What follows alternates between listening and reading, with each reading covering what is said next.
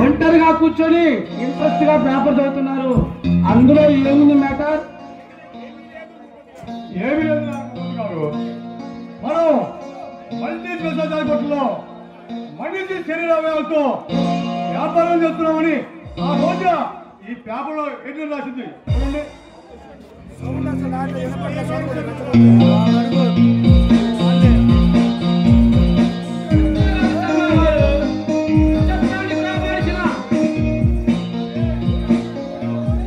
అధికారులు అండగా ఉన్నారని రక్షించాల్సిన న్యాయవాదులు అవినీతి పరులకు తోడుగా నిలిచారని రాసింది. దాన్ని ఇలాగే వదిలిపెడితే మీరు మీ పోలీస్ డిపార్ట్మెంట్ కు నేను నా న్యాయవాది వృత్తికి దూరం కావాల్సిందే.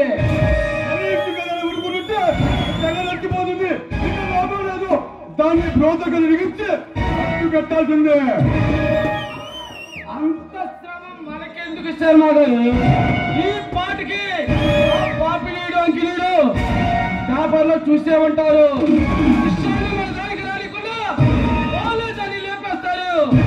10 నిమిషాల్లో మనకి ఫోన్ చేస్తారు చూడండి.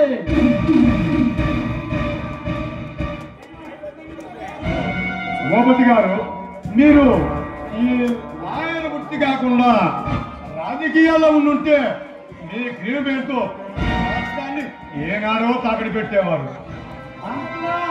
మీ అభిమాన శర్మ గారు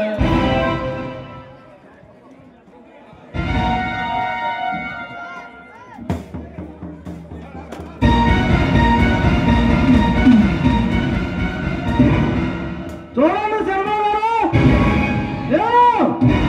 జల్దీ రోజానే హత్య చేసి వచ్చారు.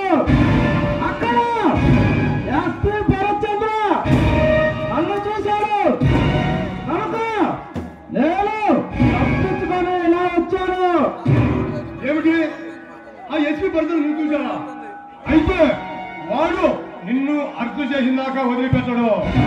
అవును, మీరేం చేస్తారో నాకు తెలియదు. ఆ ఎస్పీ గారు అప్ప పద్ధతి ఉంది.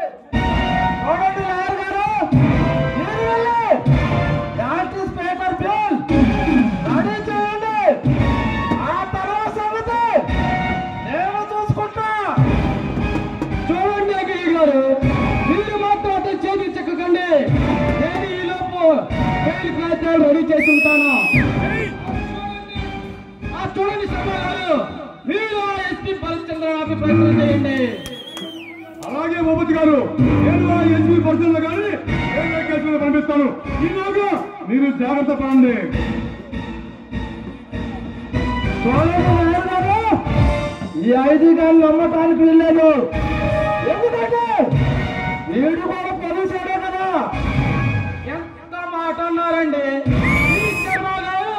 నేను మీ అన్నయ్య బాపినీడి గారి అండదండతో బతుకున్న వాళ్ళమే. మమ్మల్ని అనుమానిస్తే మీరు మీ అన్నయ్యని అవమానించినట్లు అవుతుంది. చూడండి లాయర్ గారు, నేను మా మీద ఎంతవరకు ఉందో టెస్ట్ చేశా. మీరు వెళ్ళి బెయిల్కైతే రెడీ చేయండి. అలాగే నాకు కోర్టుకి టైం అయింది, వెళ్ళొస్తా. అలాగే